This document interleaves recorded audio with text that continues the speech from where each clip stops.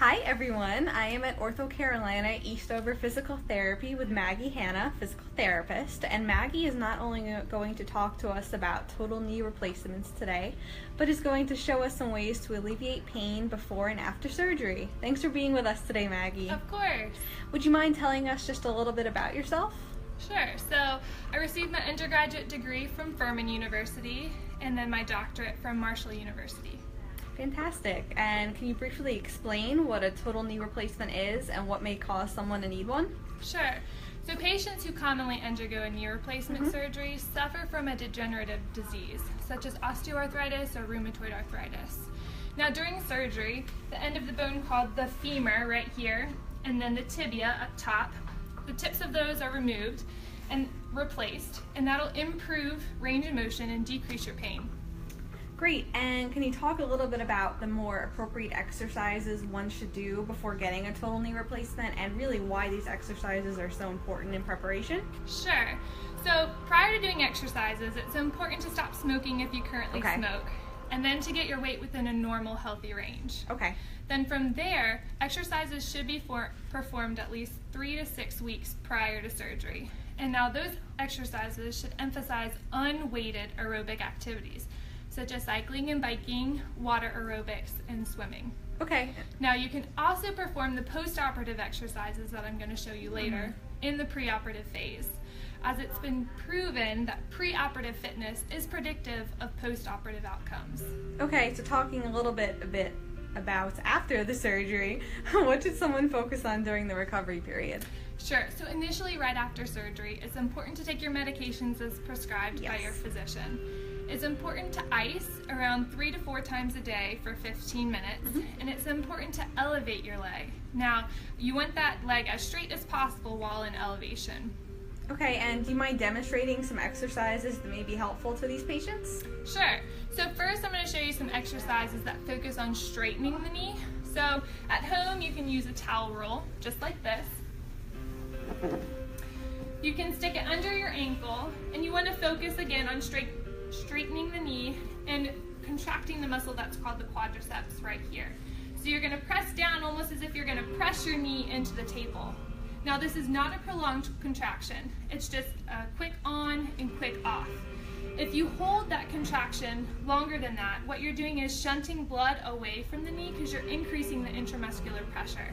Now the focus here post-operatively is to improve blood flow to the knee, to get oxygen and nutrients to help those structures heal. So again, it's just a quick on and a quick off like this. Next, you can use a bolster, so a pillow, or a large water bottle sometimes works really well. Okay. You can stick that under your knee, just like this. Again, focusing on engaging this muscle called the quad, and straightening out the knee nice and slow, and bringing it down, just like this. Okay. Again, Not a prolonged hold at the end. Nice and easy. Then you can sit on the edge of your table, chair, or bed, and if my right knee is the surgical knee, I'm going to scoop my left leg underneath and kind of assist at first. Again, trying to focus on engaging this quadriceps and straightening out the knee, nice and easy like this. All right, now we're going to move on to some stretches. Okay, so at home you can use a non-retractable dog leash, you can use a belt. Oh, really?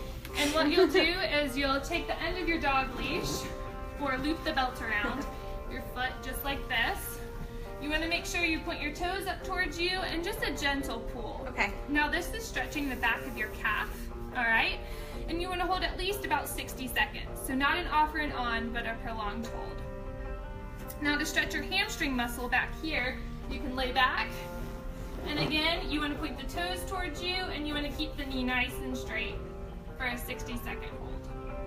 Okay. All right. Next, a balance exercise, which is really easy to do at home, is to stand next to a countertop. It's important to use something that doesn't move. That's a pretty stable surface. You'll stand on one leg, and then you'll gently lift off, okay? Grabbing again if you need it. This is challenging your balance, and you should shoot for about 30 to 60 seconds. Okay.